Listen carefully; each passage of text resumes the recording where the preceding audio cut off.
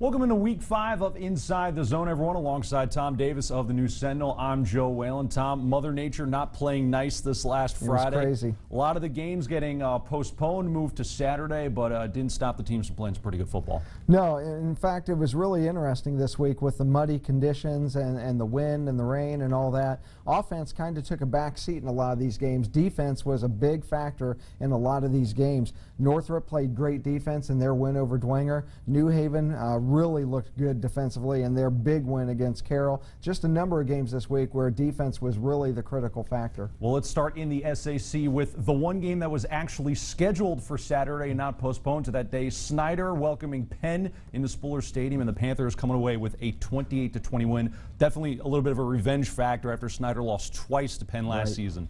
Yeah, it was. It was a huge win for the Schneider program. Really sent a message to all the people that follow Indiana football throughout the state that the Panthers are for real. I mean, knocking off the #3 team in the state. They did it both offensively and defensively. They had big plays, and even special teams was a big factor in that.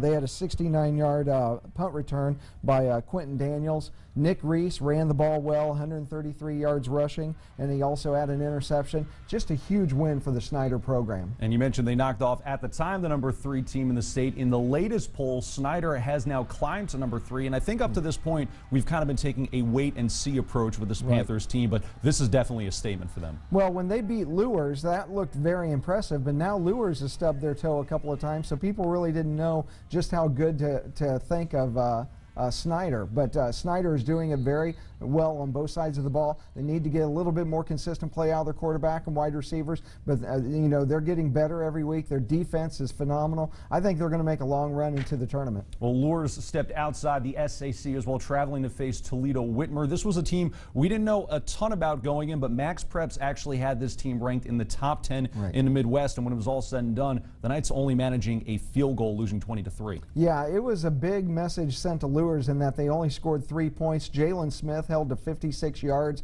rushing. You know, I was really curious. I didn't know what to make of this game because I don't know much about Toledo Whitmer, but really sent a message that Bishop Luers, maybe they are dominant for a 2A team in the state of Indiana, but once they get out of Indiana, play those bigger schools, they're going to run into some challenges. Well, you referenced this next game already. Week to week, you almost never know what you're going to get with Northrop, but this week you get a win. And when's the last time Dwenger's lost back-to-back games? Right, it's been a while, and this is the first win for Northrop over Dwenger since 2003. Northrop's defense really big in this game. They had 3 interceptions of Cody Miller. He struggled. He looked like a young, inexperienced quarterback this week. And so Dwenger is really in a world of hurt right now because now they have to go to Cathedral. They have some other tough games like Chittard, Bishop Luers looming on the horizon. So it's evolving into a very long year for Dwenger. But give credit to the Northrop Bruins, the schizophrenic Bruins. They played well again this week, and just a huge win for their program and a step in the right direction under Coach Martone. Southside and Northside both had games that were postponed. They wrapped up on Saturday morning. Let's start with the Archers. I think this is a game that both of us, not necessarily surprised at the outcome, but a 40-18 win over Concordia. I don't think we expected that. No, I never saw a double 22-point win by the Archers. I saw a win maybe, even though I picked Concordia. I could envision Southside winning the game, but boy, 40-18. Aaron Thomas, 4 touchdown runs. A great step for in the right direction for the Southside program under a second-year head coach, and so it kind of gives them something to hang their hat on for the rest of the year. And then the last game we'll recap in the SAC, Northside, big winner over Wayne, but they've got a very intriguing matchup next week. Yes, they do. Mishawaka is coming to town. Mishawaka put a hurting on Northside last year, and Northside did not look that great against Wayne this week.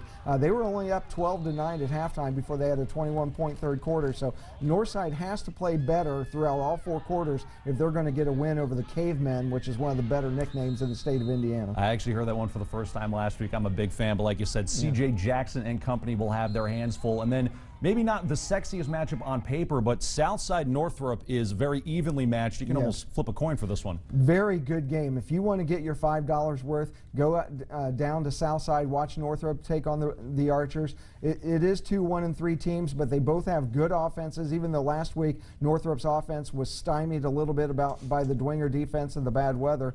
Both are very good teams, and it's going to be a competitive game. It'll come down to the final minutes.